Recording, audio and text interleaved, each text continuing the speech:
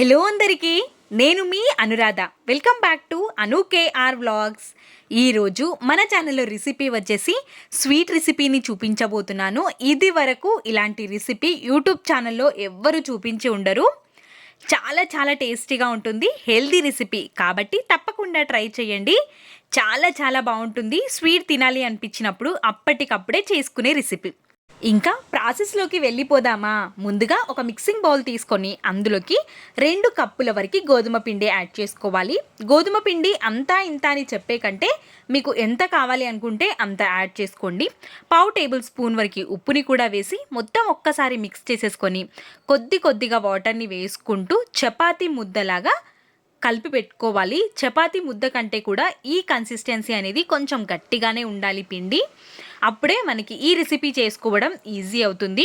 చూస్తున్నారు కదా, పిండి అనేది కొంచెం గట్టిగానే ఉండాలి. ఈ విధంగా కలుపుకున్న పిండిని మూతని కవర్ చేసి ఒక 5 మినిట్స్ పాటు పక్కకు వదిలేయాలి.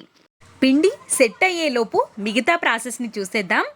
ఒక ప్యాన్ని స్టవ్ పైకి పెట్టేసుకొని 1 కప్పు వరకు పల్లీల్ని యాడ్ చేసుకోవాలి. పల్లీలు వేయించేటప్పుడు ఎప్పుడైనా సరే స్టవ్ ఫ్లేమ్ అనేది మీడియం ఫ్లేమ్లోనే ఉండాలి. అప్పుడే గింజ లోపల వరకు వేగి మంచి రుచిగా ఉంటాయి. పల్లీలు నెమ్మదిగా కలర్ చేంజ్ అవుతూ ఈ కలర్లోకి రావాలి. ఈ కలర్లోకి వచ్చినప్పుడు స్టవ్ ఆఫ్ చేసేసుకొని పూర్తిగా చల్లారేంత వరకు పక్కనుంచుకోవాలి. పల్లీలు చల్లారిపోయిన తర్వాత ఒక మిక్సీ జార్ని తీసుకొని ఇందులోకి పొట్టుతో సహా వేయించుకున్న పల్లీల్ని యాడ్ చేసుకోవాలి.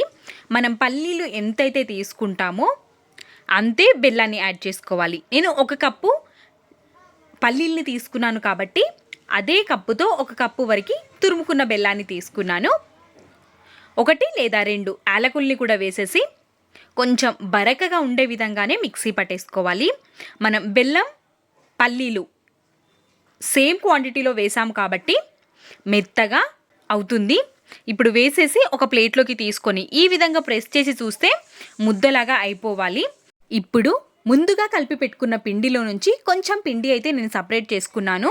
మనకి పల్లీలు బెల్లం కలిపిన మిశ్రమం ఎంతైతే ఉందో పిండిని కూడా అంతే తీసుకొని మనం బెల్లం పల్లీలు కలిపిన ఈ పొడిని పిండిలోకి వేసేసి మెత్తగా ఒక 2-3 నిమిషాల పాటైనా మర్దన చేసుకోవాలి.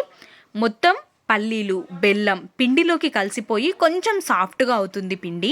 కాబట్టి మనం గోధుమ పిండి కలిపేటప్పుడే కొంచెం గట్టిగా పిండిని కలుపుకున్నామంటే ఇప్పుడు పిండి కన్సిస్టెన్సీ అనేది కరెక్ట్గా ఉంటుంది. ఈ విధంగా మొత్తం పిండి మెత్తగా అయిపోయిన తర్వాత ఈ పిండిని పక్కన ఉంచేయాలి. చూస్తున్నారు కదా, పిండి అనేది ఈ విధంగా ఉండాలి. ఇప్పుడు పక్కన ఉంచేసి మనం బటర్ పేపర్ని కానీ ఒక ప్లాస్టిక్ కవర్ని కానీ తీసుకొని దీనిపైకి కొంచెం నెయ్యి కానీ నూనె కానీ వేసుకొని అప్లై చేసుకోవాలి. నేనైతే నూనెతోనే చేస్తున్నాను. ఈ విధంగా అప్లై చేసేసుకొని చేతికి కొంచెం ఆయిల్ని అప్లై చేసుకొని మనం కలిపి పెట్టుకున్న పిండిలో నుంచి చపాతీకి ఎంతైతే మనం పిండి తీసుకుంటామో అంత పిండిని తీసుకొని చేతికి కూడా కొంచెం నెయ్యి కానీ నూనె కానీ తీసేసుకొని ఈ విధంగా ప్రెస్ చేసుకొని తీసుకోవాలి. చాలా ఈజీగా అయిపోతాయి. టేస్ట్ కూడా చాలా చాలా బాగుంటుంది. హెల్తీ రెసిపీ, ఎక్కువ ఆయిల్ పట్టదు. తక్కువ ఆయిల్తోనే కాల్ చేసుకోవచ్చు. ఆయిల్ వద్దు అనుకుంటే పూర్తిగా మీరు నెయ్యితో కూడా ఈ రెసిపీని ప్రిపేర్ చేసుకోవచ్చు. కానీ కాల్చుకునేటప్పుడు చాలా నెమ్మదిగా కాల్చుకోవాలి. ఈ విధంగా చేసేసుకొని ఇంకా కాల్ చేసుకోవడమే. చూస్తున్నారు కదా, పేపర్ నుండి కూడా చాలా చాలా ఈజీగా సపరేట్ అయిపోతుంది. అతుక్కునే ఛాన్సే లేదు. నేను చెప్పినట్టుగా కనుక మీరు చేసినట్టయితే ఈ విధంగా చేసుకొని ఇంకా స్టవ్ పైకి ఒక ప్యాన్ని పెట్టేసుకొని 1 స్పూన్ వరకు నెయ్యిని యాడ్ చేసేసుకొని ప్యాన్ మొత్తం నెయ్యిని స్ప్రెడ్ చేసుకొని మనం ప్యాన్ అనేది మంచిగా వేడిగా ఉన్నప్పుడు మాత్రమే మనం చేసుకున్న దాన్ని వేసుకోవాలి. విధంగా చేసేసి నెమ్మదిగా అరిచేతిలో తీసుకొని వేయాలి.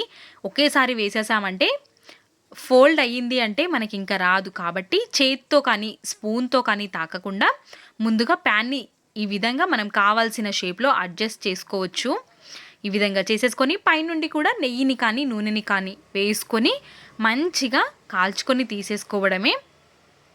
ఖచ్చితంగా స్టవ్ ఫ్లేమ్ అనేది మీడియం టు లో ఫ్లేమ్ పైన మాత్రమే కాల్చుకోవాలి. హై ఫ్లేమ్లో పెట్టామంటే మాడిపోతాయి, లోపల వరకు వేగవు. కాబట్టి ఈ విధంగా చేసేసుకొని వేడివేడిగా ఉన్నప్పుడు కానీ, ఎంత చల్లారితే అంత రుచిగా ఉంటుంది ఈ రెసిపీ.